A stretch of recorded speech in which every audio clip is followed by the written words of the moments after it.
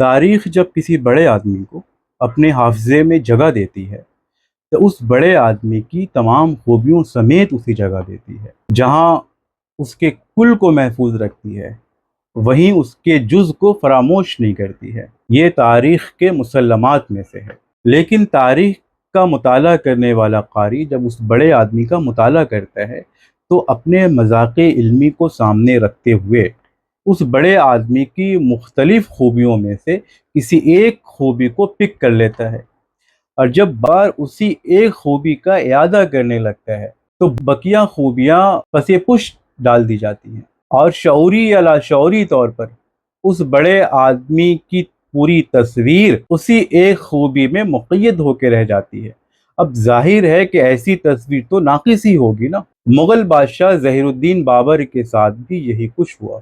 وہ بھی قاری کی اس مجبوری یا بددیانتی کا شکار رہا۔ جب بابر کا ذکر آتا ہے تو قاری کے ذہن میں پانی پت کی جنگ آ جاتی ہے۔ بابر کی ننگی تلوار ہوا میں لہرانے لگتی ہے۔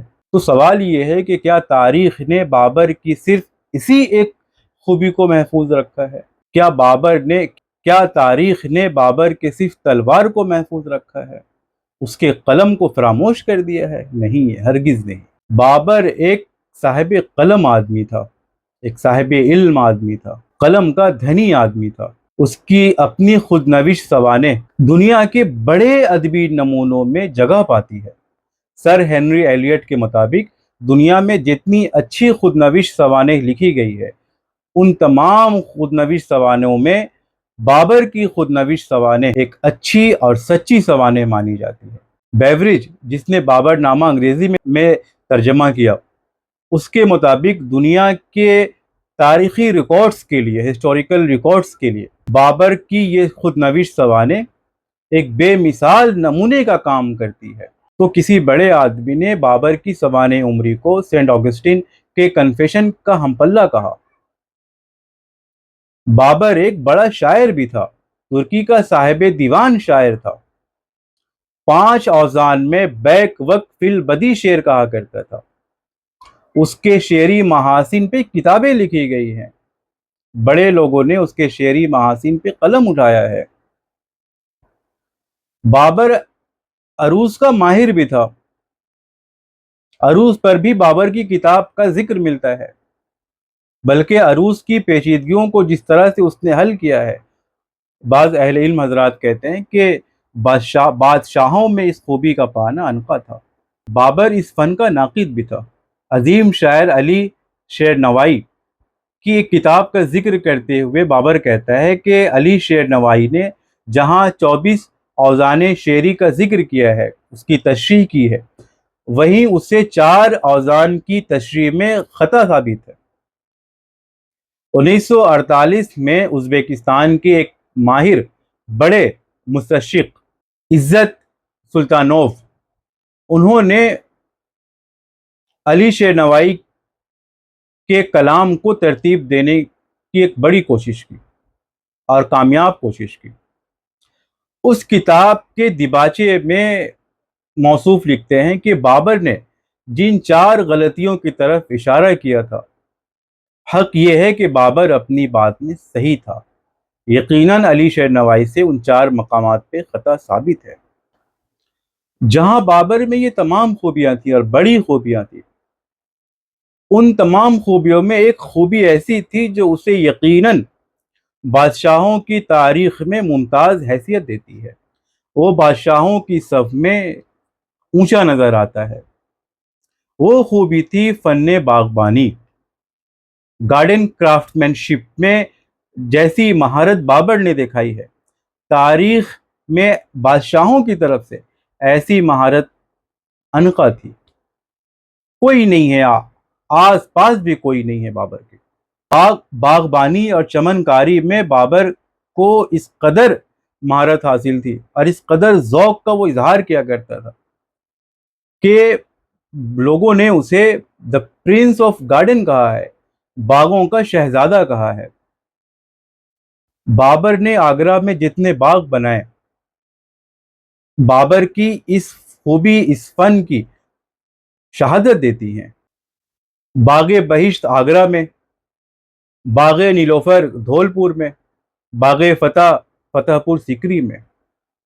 آگرہ میں بابر نے جو باغ بنایا تھا، جو کسی نہ کسی صورت میں آج موجود ہے ہمارے سامنے، باغ گلفشاں، شاہکار مانا جاتا ہے۔ اس میں چمنکاری کے جو نمونے بابر نے دکھائے ہیں، پانی کا جو آبپاشی کا جو نظام دکھایا ہے، اس کی مثال نہیں ملتی ہے۔ بابر نے اس باغ کا جیسا نام رکھا تھا، یعنی باغ گلفشاں، بابر وہاں آرام کرنے جایا کرتا تھا اکثر، اس وجہ سے اس باغ کا بعد میں نام پڑ گیا باغ آرام، گارڈن آف ریسٹ۔ لیکن یہی باغ آرام لوگوں کی زبان پہ آتے آتے بدلتے رام باغ کی صورت اختیار کر گیا، اور آج بابر کے اس باغ گلفشاں کو لوگ رام باغ کہتے ہیں۔ اس رام باغ میں بابر نے اپنے 3 فنون کا بیک وقت مظاہرہ کیا ہے: فن تعمیر، فن آبپاشی، فن باغبانی۔ بابر سے قبل ہندوستان میں لینڈ اسکیپ آرکیٹیکچر کا کوئی وجود نہیں تھا، یعنی عمارت سے جو زمین سٹی ہوئی تھی، اس زمین کو مزین کرنے کا کوئی رواج نہیں تھا، یعنی تمام بڑائی وہ صرف عمارت تک محدود رہتی تھی۔ بابر نے یہ کیا کہ عمارت سے جو زمین جڑی ہوئی ہے، اس زمین کو باغ کی صورت میں تبدیل کیا۔ بعد میں جو ہم دیکھتے ہیں کہ شالیمار باغ، نشاد باغ، تاج محل، اسی نمونے پہ یہ عمارتیں بنوائی گئیں۔ آپ تاج محل میں انٹر کریں تو عمارت سے پہلے آپ باغ سے ہو کر گزریں گے۔ یعنی بابر نے عمارت اور فطرت کا حسن یکجا کر دیا۔ یہ بابر کے اختراعات میں سے ہے، انوویشن میں سے ہے۔ آپ چلے جائیے نشاد باغ کشمیر میں، آپ چلے جائیے شالیمار باغ کشمیر میں، ان تمام خوبیوں کا مجموعہ نظر آئے گا آپ کو، جس کی اختراع بابر نے کی۔ بابر کے آنے سے قبل ہندوستان میں آرکیٹیکچرل امبیلشمنٹ بائی گارڈننگ، اس کا کوئی رواج نہیں تھا، یعنی عمارت کو گل بوٹوں سے مزین کرنا، اس کی کوئی روایت نہیں تھی ہندوستان میں۔ اس روایت کی بنیاد بابر نے یہاں ڈالی۔ یہ بابر کے بڑے کارناموں میں سے تھا۔ اچھا صاحب، بابر کے آنے سے پہلے ہندوستان میں ٹیرسڈ گارڈننگ کا کوئی وجود نہیں تھا، یعنی پہاڑی یا سلوپ والی جگہوں کو کاٹ کر سیڑھی کی شکل دینا، پھر اس میں باغبانی کرنا، یعنی اوپر سے نیچے آتے ہوئے، اس کی کوئی مثال ہندوستان میں نہیں پائی جاتی تھی بابر کے آنے سے پہلے۔ سری نگر میں پیر محل، جب میں وہاں گیا تو اش کر اٹھا کہ کس طرح ٹیرس بلڈنگ کا وہاں اعلیٰ نمونہ دیکھا میں نے۔ ظاہر ہے یہ نمونے بابر کی اتباع میں بنائے گئے تھے نا، جس کی بنیاد بابر نے ڈالی تھی۔ اچھا صاحب، آگے چلیے۔ بابر کے آنے سے قبل ہندوستان کے باغوں میں کسی نظم کی تلاش بے سود تھی، یعنی ہندوستان میں باغوں میں کوئی ترتیب نہیں تھی۔ اسی لیے ابوالفضل آئینی اکبری میں لکھتا ہے کہ بابر کے آنے سے پہلے ہندوستان میں جتنے باغ تھے وہ کسی نظام وہ کسی ترتیب میں نہیں تھے۔ اس کو ترتیب میں لایا ہے بابر نے۔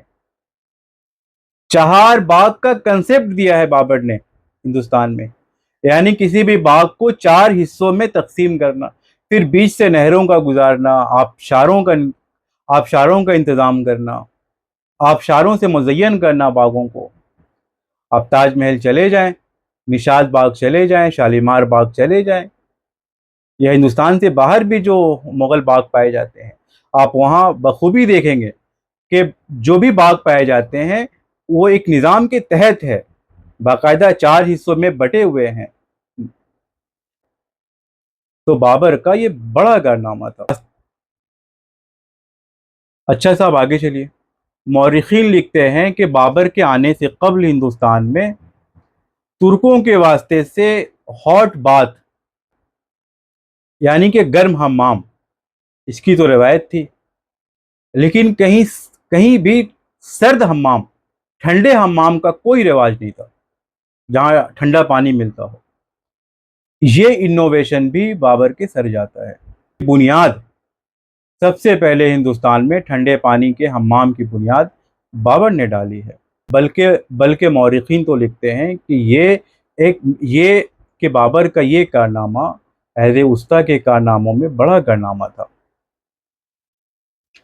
तो अब इन तमाम बातों का खुलासा ये निकलता है, बल्कि इन तमाम बातों के बयान करने का मेरा मंशा ये है कि अब जब भी आपके सामने बाबर का जिक्र आए तो सिर्फ पानीपत और बाबर की तलवार नज़र ना आए, बल्कि बाबर का कलम भी नज़र आए, बाबर की शायरी भी नज़र आए, बाबर का अरूज़दानी भी नज़र आए, बाबर की बागबानी भी नज़र आए, बाबर की चमनकारी भी नज़र आए। अगर ये चीज़ें आपको नज़र आती हैं तो ये समझा जाएगा कि बाबर को आपने कुल के साथ जुज़ में भी देखा है, बाबर को आपने टोटलिटी में देखा है।